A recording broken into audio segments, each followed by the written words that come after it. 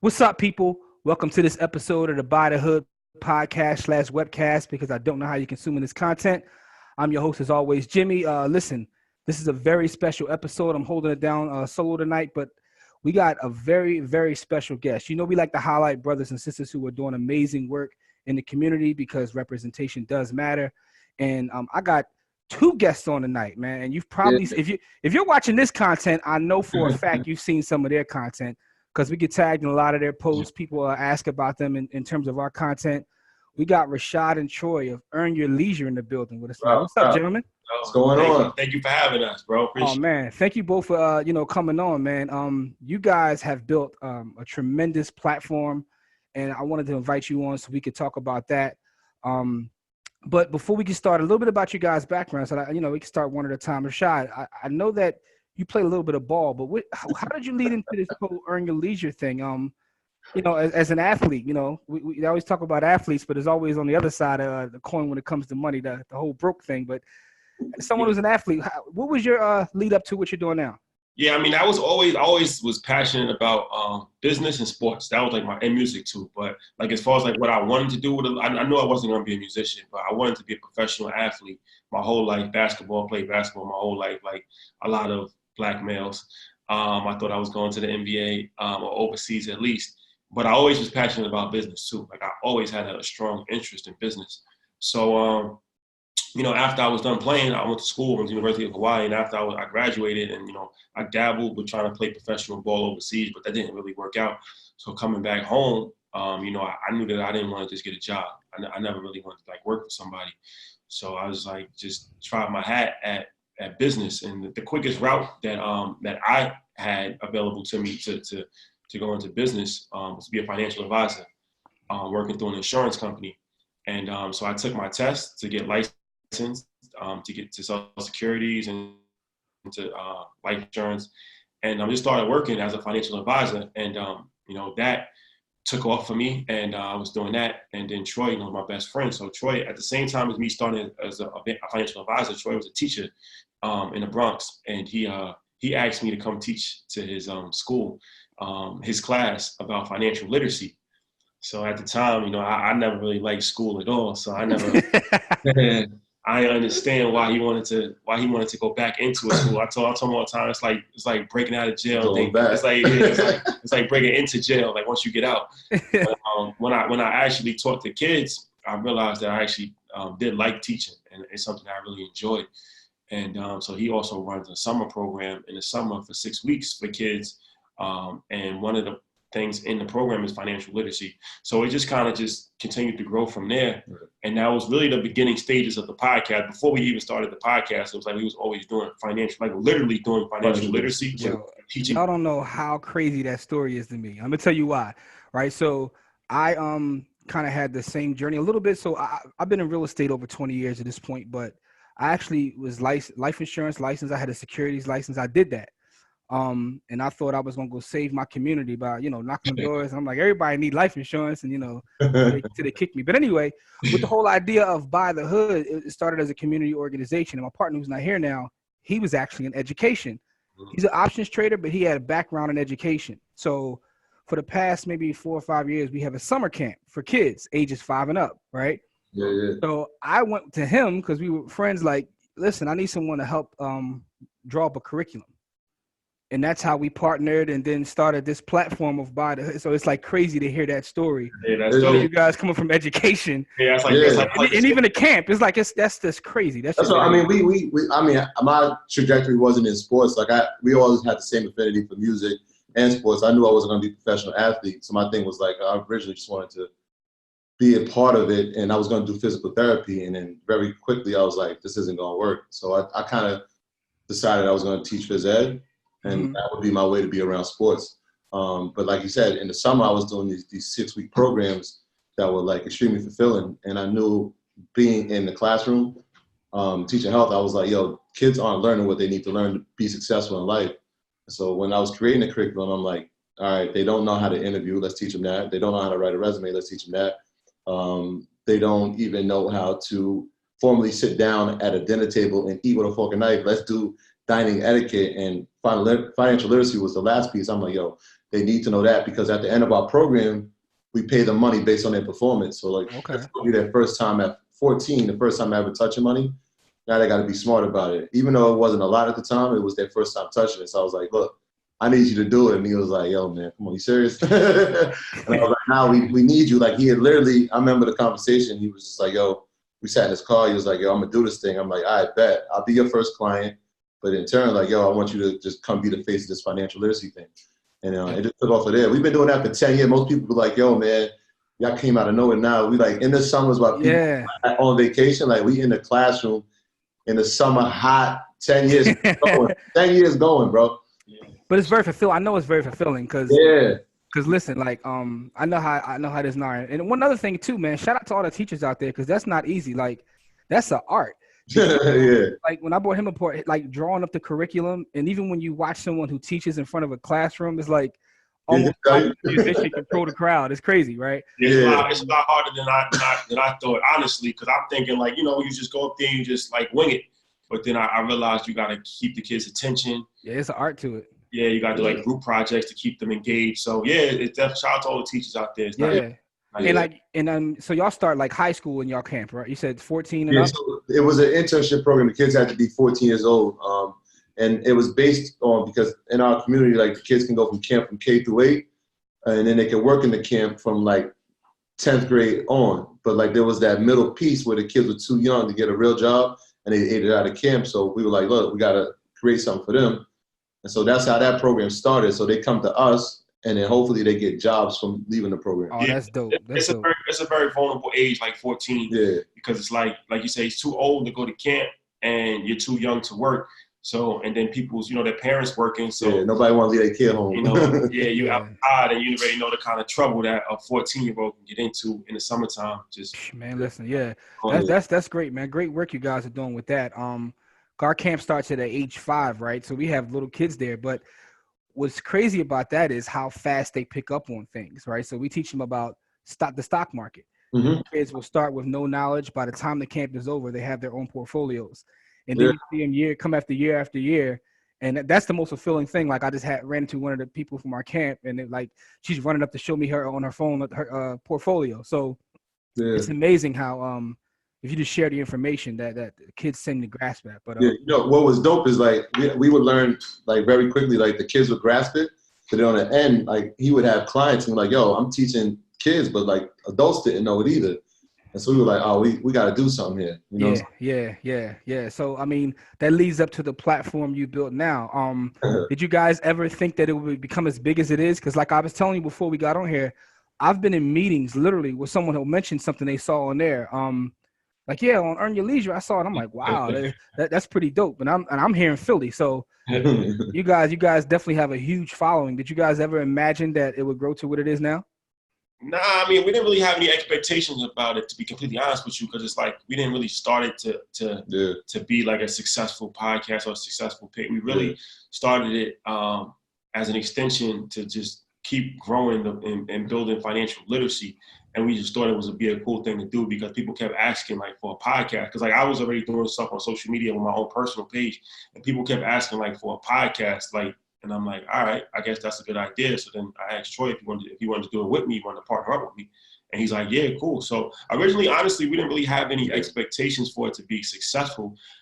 We just thought it would be a good thing to do, further the dialogue. And it just kind of like just took off like wildfire. Yeah, somebody asked us the other day, were you scared when you started? And that was the first time I ever even thought about the word fear in this space, because it was just like, we never thought like, what if this didn't work? It was just like, we talk every day. So we're just going to put mics in front of us now. So it wasn't anything that was foreign to us. So that like, there was no fear and no expectation really. Yeah. Cause it's like, it's a conversations you probably have. You're talking about business. So it's like, and it's something that you both enjoy. That's dope. That's dope. So here's a question I have for you. In doing this, how does it, I'm pretty sure you learn from pretty much every guest you've had. Every single one. How much sharper have you become as a business person, like, previous to starting the interview to now? Like, I'm pretty sure it's probably a drastic difference in your knowledge base and how you're able to apply things into your life. Yeah, the crazy part is like, I know him so well. Like when we're doing the interview, like I'll know the exact question he's gonna ask because I'm thinking the same thing because we're learning in our head, like, yo, we're about to apply that. We're about to apply that, man. And that's what I think people, like, they're starting to realize, too. Like, we're asking the questions because we want to know, but we're asking because I know everybody else wants to know, too. So, yeah, it's sharpening our tools. And then I get to learn from him, too. Like, education is my background, but business is his. So, like, I'm watching him and learning from him, and then he gets to learn, like, a little bit of, like, leadership and education for me. So, like, we learn from each other and from the guests, too. Got you. Yeah. Yes. So, what you about to say, Trey? Nah, I was saying it was dope. It's just a dope experience all the way around. Yeah, absolutely. So, what would you say is the biggest hurdle to get to where you are now from when you started? Something that maybe you didn't know that you had to learn, and that has enabled you to get to where you are. I would say the biggest hurdle, which really hasn't been a hurdle for us, because but the hardest part, I think, in my opinion, is the consistency. I think that's what people, anything in life, you know, consistency is something that most people lack, and that's what stops the majority of people, I think, and no matter what you're doing. So, you know, people look at, like, you know, running a podcast is not easy, but people might look at it from the outside like it's just an easy thing. But it's like you gotta, like, you know, book guests, you gotta track them down, you gotta keep the schedule, you gotta edit, you gotta, you know, it's a lot that goes into it, and it's like every single week. And then you might want to just take a week off, or you might, you know what I'm saying? Yeah. I think that for us, you know, everybody's just been really disciplined and just you know, really, really good about that. But I would say that wasn't a hurdle, but I would say that that's probably the hardest part, not just for us, but just for any content creator out there, even on social media. Like, it's tough to post every single day. You know what I mean? Like, that's like a full-time job within itself. It is. Absolutely it is. And you guys have had some amazing interviews. The one I'm gonna tell you, my favorite interviewers. Like, I like it. Of course, I love your content because it's right in the same space, and I love business. But Harlem Capital, what's his name? John Henry. John Henry. I think I might have watched that one like 3 or 4 times, right?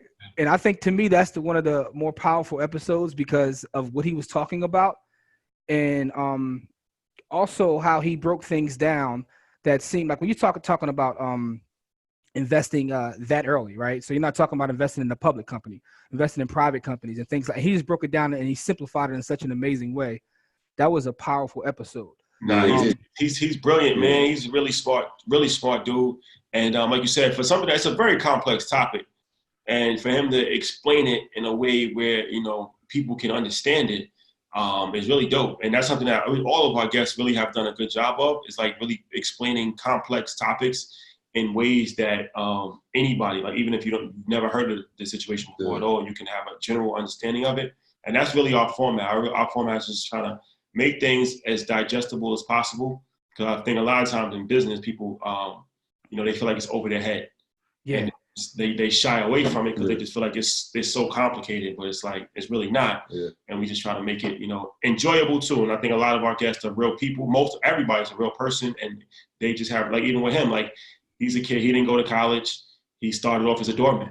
Yeah. You know what I'm saying? So it's a real story that, you know, that people could relate to his story. So. We becoming like the Rosetta Stone of finance. You know what I'm saying? Like, I like that. Those complex, like, conversations become very simple. And another thing with John, and he's so young, man. Like, the guy's 26 years old, so it's inspiring because we didn't run a youth in our neighborhood, and we're like, look, man, y'all worried about going on vacations to, like, South Beach. Like, these dudes is really getting to it. So, like, every now and then we'll just invite people over, like, yo, come sit and watch this, you know, just so y'all can be around it to see, like, yo, this is who you're competing with in the future.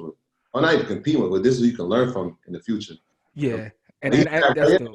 He sat right here and did that interview. And that's dope. That's dope because representation does matter. That's one thing I recognize from us doing this. I never forget, we had a person on, another person who was a full-time options trader.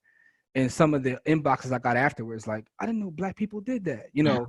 And I get those often, depending upon the guests that I have. And I'm pretty sure your inbox is flooded with all sorts of stuff like that, right? Like, yeah, you know. I mean, but you know what? Now it's really become encouraging because now people's hitting us up like, can y'all cover Forex? Can y'all cover Airbnb? So now it's like, they're like, they're like a sounding off board of like, all right, we want to hear about this. This is like, what we want. This is what we want. Like, so I could tell that people becoming more, even like, you know, I'm sure the growth on your page is a sign that people are becoming more aware. Yeah. The financial literacy is in season right now. So It is, and that's a good thing, right? That's always going to be a positive thing. And I'm pretty sure you also get I started investing because of you, which is the greatest thing, right? Yeah, for sure. Yeah. That's extremely humbling, man. Like, I started doing this because of you, or that episode changed my life. Y'all don't know how much y'all mean to me. It's crazy, man. This is like, we just two dudes who decided to do something, and like I said, we didn't have any expectations. So to see the response and the feedback it's crazy. Man, listen, man. I'm gonna say it on the record too. I appreciate what you guys do because I'm tuned in every week. Because, like I said, that one episode, I actually took action. After that, I went and set up an LLC and started approaching private businesses. I like, as someone who's been investing in real estate for 2 decades at this point, I got in the real estate game as a teenager, but I never even thought about, investing in private businesses that way. But, because of your episode, I went and took action, and I actually have a couple things in the works. So that's great. That's dope, man. Yeah. And it was literally that episode. That's why that one will always stand out to me, man. That's the model. Information plus the application. Absolutely. So, in terms of the guests you've had, like, what do you think that you probably learned the most from, or was the most shocking, or the best story? Give me something, a little bit of, something about that where you were like, wow, I didn't know that, or someone who really shocked you. I mean, it's honestly, it's everybody. So much. Like, we had one guest on from Baltimore, episode 11. His name is Derek Falcon. He's a restaurant owner in Baltimore. Okay. And the one thing that really stuck out to me is that he owns a restaurant, but it's a unique model. Because, like me, I was always curious, because I'm like, I don't understand why people open up restaurants, because they always fail. Like, every restaurant that I've seen pretty much has always failed. And one of the reasons is that it's high rent and it's a lot of money that you have to pay, and it's an inconsistent amount of income.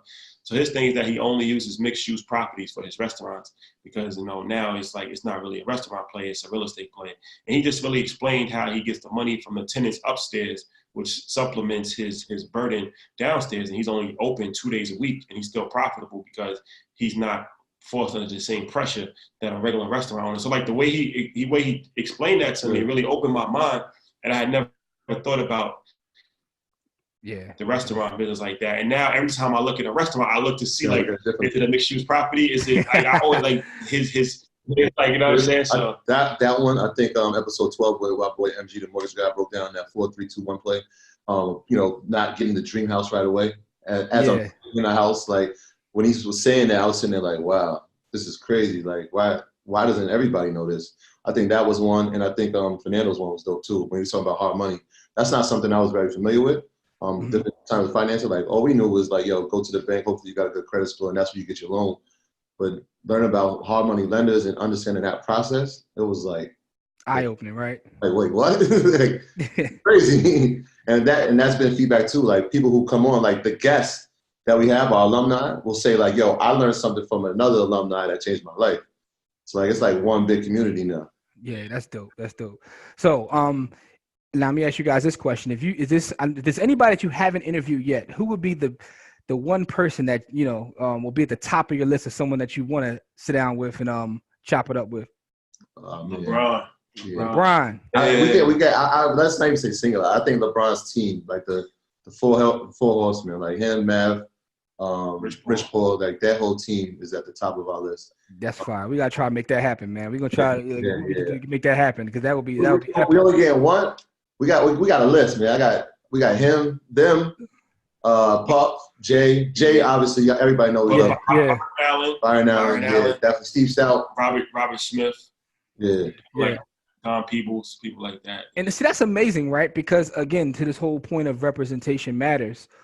You've had amazing guests on, powerful people doing amazing things, and there's still a long list of people that you could talk to, right? Yeah. Those are just the names that people know. Like, So that's ill to me. Everyday people, which makes it crazy, because now, like, a guy like we said, like Matt becomes a household name, or a Wall Street Trapper becomes a recognizable name, or even like a Brandon Rule, who was doing amazing things where he was from. Now he becomes like, when he goes outside, it's like, yo, that's the guy who did that episode. Or even Alex, we was with Alex last night, the trucking episode. Like, every day he goes outside, somebody recognizes him. Like, he becomes a household name because of what he did on an episode. He gave his information out for free. Yeah, and I'm pretty sure you guys are probably getting recognized now too, right? Yeah, a little bit. How'd that feel the first time someone recognized you from, like, social media or your show or whatever? It feels good, man. I think social media is powerful, man. The internet is very, very powerful tool. So it's just really dope that people even care enough to, listen to us and watch us. And it's like very humbling. So anytime we get recognized, I know I'm sure Troy feels the same way. It's very humbling and we don't take it for granted. So we just appreciative, man. Yeah, it is. But I tell you one thing, it happened to me once. I was with my wife and someone said, I've watched it. It scared me. I got shook. I'm like, listen, I'm from Philly. It's a little savage out here. That actually scared me. But with that being said, though, so what's the future for Earn Your Leisure? You guys have like the tremendous platform. You got a huge social media following. Your show is very popular. Your guests are getting bigger and bigger. What's the future? What do you guys want to see for yourselves in the future? Yeah, we on the. I don't know when this will come out, but it'll probably be after our Atlanta event. So we just finished that event in Atlanta. We're gonna continue to go on the road and do live podcasts, live workshops with different EYL guests and different people from different cities. And we want to take it all over the world too. We're gonna go to this year. We're gonna definitely try to. We are going to Canada, Toronto, try to go to London. And then we just want to just touch the people in person. That's something that I'm really looking forward to. Is actually I always love meeting people. The live events. Okay. The live events. Well, we're doing more partnerships. So, we have episodes with guests that are doing amazing things, and partnering with them is something that we're looking forward to in the future. We got an educational portal too. Yeah, our Earn Your Leisure University. I got the sweatshirt on right now. Mm-hmm. We got that, which is dope. We do that every week, 3 times a week. So people are learning through that as well. We got our programs. Our nonprofit is going to be happening this year. So we got a lot going on, man. Yeah, just working, man. Working. Yeah, that's amazing, man. That's amazing. I just want to tell you guys, man, keep up the amazing work. Thank you for your time, because I know how valuable time is. And I just want to say, man, listen, keep bringing the guests on, keep doing what you're doing, and also make sure you never stop that camp, because that's important too, right? Every summer, this summer we did 2. So most summers we do 1. Last summer we did it with 14-year-olds, but I also said let me go even younger to see if they can get it. Mm-hmm. Because we have a book. We got a book too. Okay. The book's coming. Book's on the way. But we wanted to. We really decided like there's no age limit on financial literacy. So I started with 10-year-olds this summer, which was really. And what's the name of the book? We're still working on it. We're still working on it. Oh, we're still working. Okay. Yeah, we got a book too. And for those watching, Own Your Time and Space. You go right to ownyourtimeandspace.com. Me and my partner Corey got that book out there. But like I said, man, I'll continue to help share your content, share your message, because I'm kind of aligned in that way about helping the culture become financially literate. And I like to see this whole idea of ownership being talked about. So I just want to thank you, gentlemen, for your time. Appreciate you, man. Thank you, man. Appreciate you, and continue the great work on your end. Yeah, man. Yeah. And I'm gonna come see y'all when y'all get in Philly, man. Y'all I was about to say that when we pop up in Philly, now we got another soldier out there. Absolutely. I'm here for you guys, man. Link up. Absolutely. And for the people out there, as we always say, it's not about how much money you make, it's about how much you keep. Game elevates, and we'll check y'all out on the next episode. Peace. All right.